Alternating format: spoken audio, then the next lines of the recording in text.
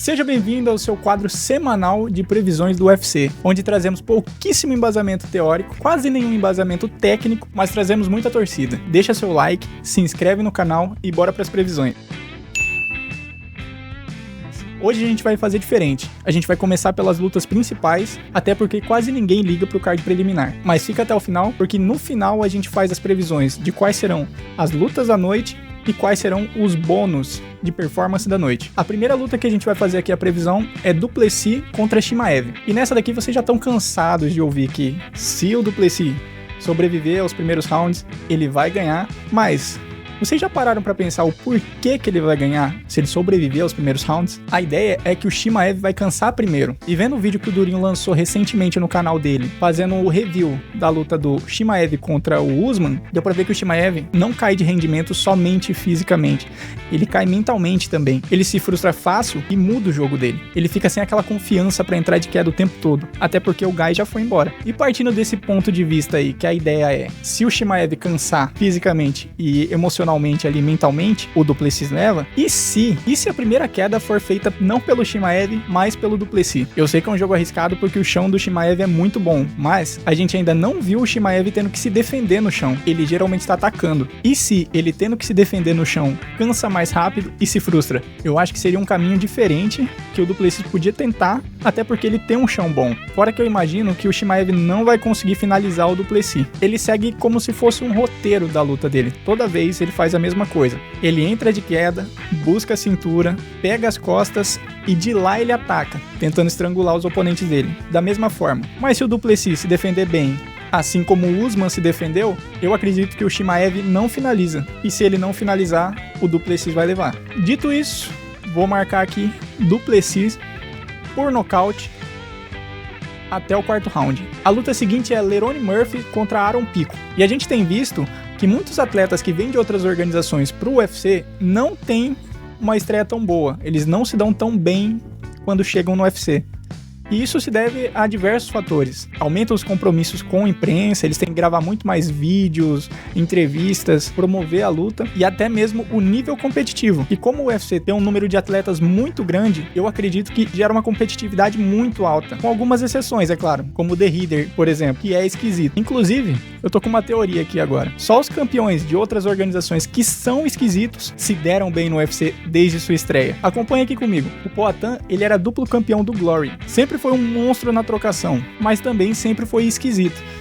E o que eu quero dizer com esquisito? Ele é esquisito no sentido de não seguir aquela cartilha técnica do movimento bonito, plástico. Ele faz de um jeito eficiente, que funciona pra ele. O The Hitter é outro cara que chegou como campeão do One em duas categorias diferentes. Ele chegou no UFC todo esquisito, todo fora de esquadro na hora de bater, mas tá aí, invicto. Ganhou na última rodada do Whittaker. Ninguém acreditou que isso ia acontecer. Já a galera que era extremamente técnica, mas não era esquisita, não saiu tão bem na estreia. E acaba que tem que dar uns passos a mais. Como o Patrício Pitbull, por exemplo, que perdeu na estreia, mas ganhou na última rodada. Eu imagino que isso acontece porque dentro do UFC a galera já viu gente muito técnica, já enfrentou gente muito técnica, mas nem sempre enfrenta gente esquisita e que tem um jogo que funciona. Então fica aqui minha dica, se você é esquisito em outra organização, vem pro UFC. Dito isso, eu não sei se o Aaron Pico é esquisito, eu vou de Lerone Murphy por decisão unânime. A terceira luta aqui é Carlos Prates contra Geoff Neal. E nessa daqui eu vou de Carlos Prates com extrema segurança, como diria o Moicano. Prates, depois da última luta contra o Ian Gary, deve estar indignado porque bateu na trave.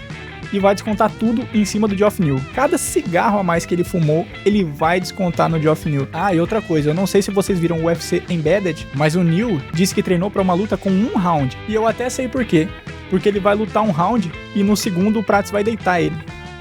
Carlos Prates por nocaute no segundo round. Ah, e não perde essa luta, porque se o Neal cumpriu o que ele falou, esse primeiro round aí vai ser do jeito que a gente gosta, com muita pancadaria. E como esse vídeo tá ficando muito mais longo do que eu esperava, vamos passar aqui meio rápido por algumas lutas pra gente chegar na luta da noite e na performance da noite. A próxima aqui é Cannonier contra Page, e eu acho que o Page vai vir daquele jeito, serelepe saltitante aí como sempre, mas o Cannonier vai segurar ele na grade e espremer a luta por pontos. Na sequência a gente tem Elliot contra Asakura, e te falar que se o Asakura não passar o carro nessa, a gurizada do UFC vai ficar chateada com a contratação, hein? Então eu vou marcar aqui Asakura via nocaute no segundo round. Seguindo nós temos King Green, o antigo Bobby Green, contra Diego Ferreira. Eu acho que vai ser uma luta boa, e aqui é Brasil, e eu vou marcar Diego Ferreira por nocaute, até porque o Ruff deve ter estragado o brinquedo depois daquela bica na cabeça do Bobby Green. Vou marcar aqui Diego Ferreira por nocaute no segundo round. Seguindo, nós temos essa luta aqui que é um trava-língua, eu não vou ter nem capacidade pra dizer o nome dos dois lutadores, mas eu vou de Fighting Nerds, Oleg sei lá o que, por pontos, unânime. Na sequência a gente tem Jéssica Andrade contra a Godinez, e tomara que a Jéssica bata na Godinez até ela voltar pro Chaves. Vamos aqui de Brasil, por pontos. A luta seguinte é Chase Hooper contra Hernandes, e pelo que eu vi aqui, o Hooper é bom de chão, então isso claramente garante pra ele uma finalização no primeiro round. Na sequência a gente tem Edson Barbosa contra Drakkar Klose. Mais uma luta dura aqui pro nosso menino Edson, mas eu tenho fé que vai vir aquele highlight. Já tô mandando energia positiva aqui, ó. Edson Barbosa via nocaute no primeiro round. Depois a gente tem Brian Battle contra Ruziboev, e eu vou de Battle por nocaute no segundo round. E por último, a primeira luta da noite.